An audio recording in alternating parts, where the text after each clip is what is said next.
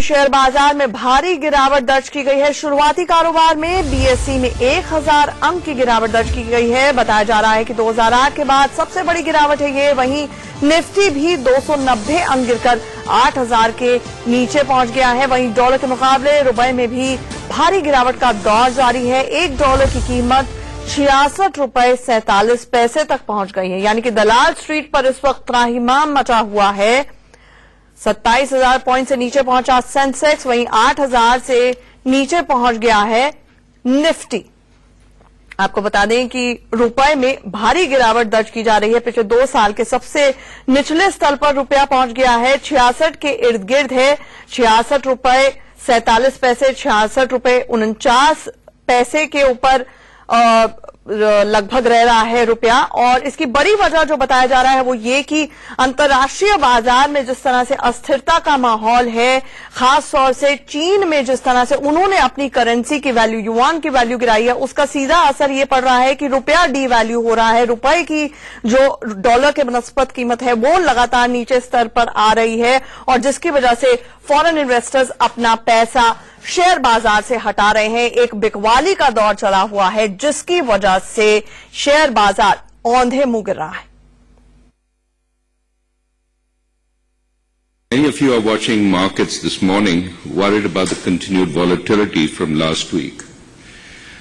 While I don't want to opine on the future direction of markets, I will say that relative to other countries, India is in a good position.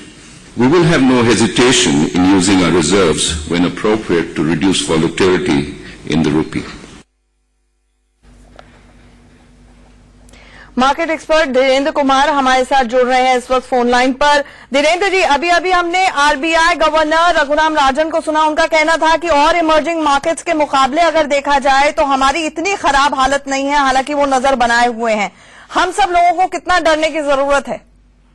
नहीं, मुझे लगता है हमें कोई खास डरने की जरूरत नहीं है, क्योंकि ये जो कुछ भी हो रहा है ये विदेशी निवेशकों का रुख जो बदला है, ये चाइना में जो कुछ भी हो रहा है उसकी वजह से हुआ है, युआन के डिवैल्यूएशन की वजह से हुआ है, अमेरिका में इंटरेस्ट रेट बढ़ने की वजह से हुआ है। अगर लोग केवल आज की गिरावट से आगे बढ़ करके देखें तो मुझे लगता है कि अगर कोई बाजार में अगर मंदी का कम असर होगा या यहाँ पे उतनी बदहाली नहीं होगी तो वो भारत होगा, क्योंकि यहाँ पे जो जितने वेरिएबल्स हैं वो ज्यादा मजबूत हैं। जी धीरेन्द्र जी, मुझे ये बताएं कि चीन में हम देख रहे हैं कि लगातार युआन की डिवैल्यूएशन हुई है जिसका असर रुपया पे और इमर्जिंग मार्केट्स में भी करेंसी में हो रहा है, लेकिन ये करेंसी वॉर जैसी सिचुएशन हो रही है, उसका सीधा असर आम आदमी की भाषा में आम आदमी पर भारत में क्या पड़ने वाला है? उसका असर पड़ेगा, क्योंकि हम काफी कुछ अपना आयात करते हैं और आयात करने की वजह से हमारा जो भी बिल है वो बढ़ जाएगा अगर हमारा करेंसी डिवैल्यू होता है। और ये जो कॉम्पिटिटिव डिवैल्यूएशन शुरू हुआ है कि हर एक देश एक दूसरे से ज्यादा निर्यात करने के लिए, अपने निर्यात को ज्यादा अट्रैक्टिव बनाने के लिए जिस तरह से अपना करेंसी डिवैल्यू कर रहा है, तो इसमें किसी के पास चारा नहीं रह जाता है।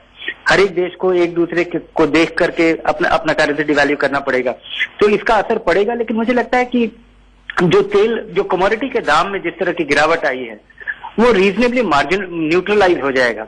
अगर हम देखें कि क्या कल से हमारी स्थिति बहुत खराब हो जाएगी, क्या हमारा बिल बढ़ जाएगा, बहुत कुछ चीजों का थोड़ा बहुत हो सकता है, लेकिन इसका बहुत भारी असर नहीं पड़ेगा। और उसकी तुलना में अगर हम देखें कि हमारे एक्सपोर्ट बिजनेस ज्यादा इंप्रूव करेंगे, ज्यादा कॉम्पिटिटिव होंगे, और जिस तरह का रुख बदला है हमारी सरकार का, जिस तरह से पॉलिटिक्स बदला है अपने देश में,